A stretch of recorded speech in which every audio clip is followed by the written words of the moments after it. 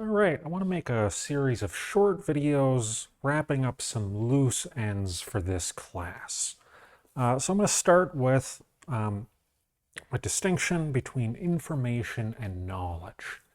Now, knowledge is sort of an interesting thing, and an excellent demonstration of this is the Smarter Everyday video about the backwards bicycle. I'll include a link to that somewhere in the class. But the key here is knowledge is very often essential but hard to convey, whereas information is something that's relatively more straightforward. So let me also show another way to think about information, which is how we can think about information theory. So if we think about what's the simplest way to convey some information, well, it's going to be binary. It's going to be ones and zeros. So we can ask, for example, is the light on or off? Are the blinds open or closed? Those are 1-0 things. And then we can put together a lot of those ones and zeros to convey something specific. Right? So you start putting together these ones and zeros, and that's what's going on inside your computer. Right? Ultimately, it's a whole bunch of binary strings, these collections of ones and zeros. Okay, so that's okay, right? There's not a whole lot there, but we are also able to think in these terms to distinguish relatively high information content files or whatever scenarios from low information content. So you might have had this experience. You're having a conversation with someone and they say, hey, weather's nice. And yeah, of course, right, you're there. You're in the same weather that they are. That's a pretty low information exchange, right? You're not getting a lot out of that. Now, strictly speaking, small talk is not really about information. You got to talk to sociologists about what's really going on there. But when we're not getting a whole lot of extra stuff, that's something with low information. Something with high information is something that's going to be difficult to describe with these ones and zeros. So let me give you some abstract but easy to understand examples. So here I've got 6 digits. Let's contrast that with a few alternatives. So of these 3 strings, it's pretty easy to say that this is just 6 ones. This is just 1-0 repeating. These are low information examples compared to this, right? So what's the easiest way to describe this? Well, you might just say it's 1-0-1-1-1-0. Compared to this, right, or this, where you can just describe the pattern. So here we could repeat this a bajillion times, right? And on your computer, you can tell your computer either store 1 billion of these bits, or you could just say, store this pattern, right? 1-0 times 500 million, right? 500 million times over. You can describe in a sentence something relatively straightforward. If you're trying to describe a digital photograph, if that photo is just all black, then you can just say, well, it's just all zeros. But if it's something like a picture of the Sistine Chapel, well, you're going to need this sort of less predictable combination of ones and zeros. So this is a theoretical tool called information theory. There's a lot of fascinating stuff in information theory. And the reason this is interesting to me is, as an economist, is putting this in light of something like emergent order. These are all highly ordered sets of binary digits. This is less orderly, right? Less easy to describe. Now, the other side of this, we did talk about this a little bit when I showed you some, what's the word I'm looking for? Cellular automata. In cases like that, we can also have situations where it's maybe difficult to put it in precise order, but maybe what's going on here is this is just 2/3 ones, 1/3 zeros.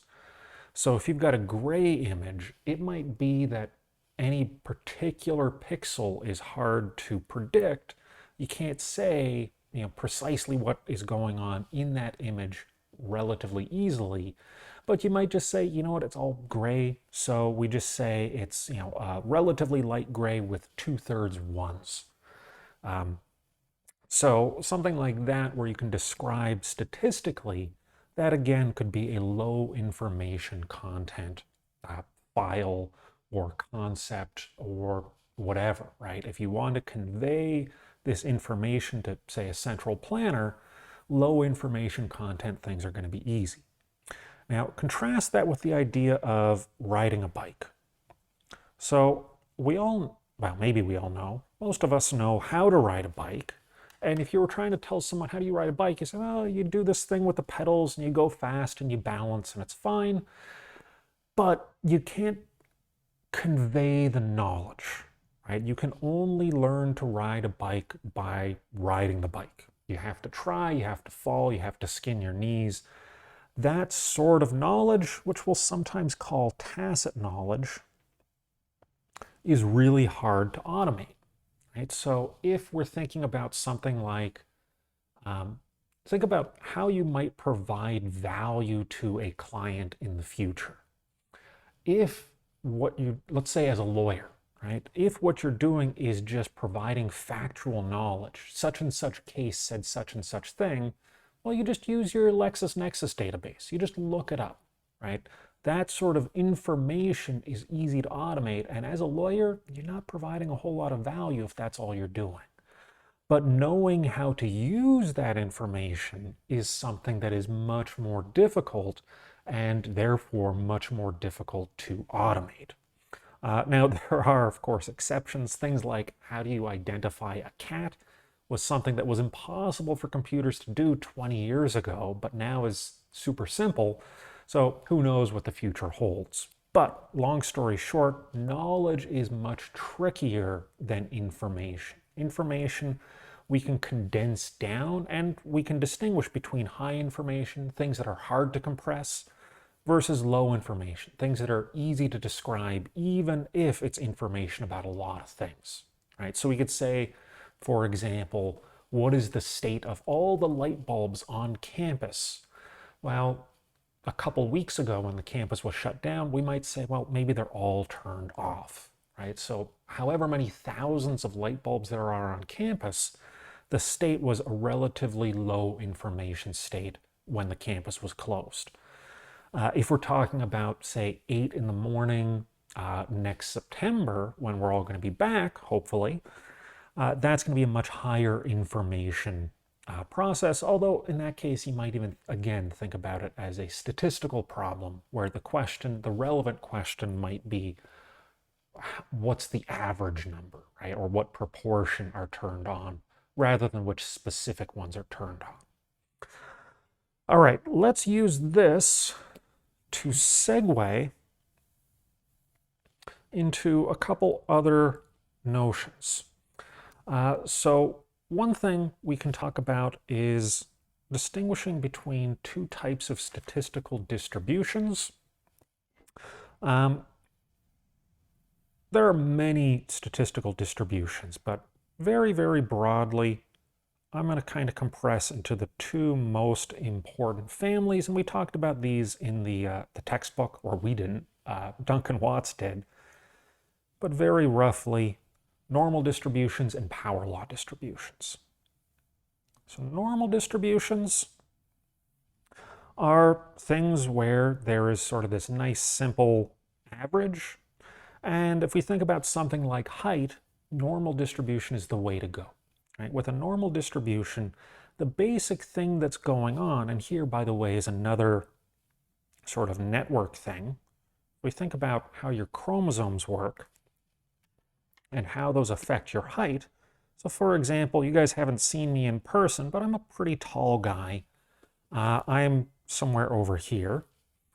And that's because I've got some gene here that releases some protein, and that interacts with some gene here that releases some other protein, and that protein comes back and affects the activation of some other gene. So genes Another interesting example of networks, how those genes affect each other. Out of this whole set of genes, they don't all affect each other, but each one might affect some specific set. So we got a network there. But the basic way this works is some of these genes are going to make a positive impact, and some are going to make a negative impact. And the result is something might add an inch, something else might take away an inch, something might add a few inches, and the result is we're basically adding and subtracting. So when we're dealing with normal distributions, just kind of as a handy rule of thumb, you think about things where things add or subtract from where you are. So it's going to be really hard to get very far. Now with a power law distribution, let's change colors just for fun. We're dealing with something that maybe looks a lot more like this. And so in this case, really what's going on is we've got something that either multiplies or divides. So if you think about something like wealth, in that case, if you've got $1 million and you put it in the bank, you get interest which multiplies your wealth. So once you're out here, right, farther out in the right tail, it becomes easier to move in this direction by leaps and bounds. Whereas if you're putting your money in the bank at 5% and you've only got $100, you're going to add $5, right? So you're multiplying, but you're going a really small way. Now, on the other hand, if you are, say, a billionaire and you've got your money tied up in some investment, like let's say you own the rights to the Sony Walkman, that was really, really valuable intellectual property 30 years ago, but it got divided, right? So it was worth $1 bajillion until suddenly it was worth $500 million. So you move further when we've got this multiplicative effect. All right, so those are a couple loose ends, but let's not make this video too long. Let's stop and do another one.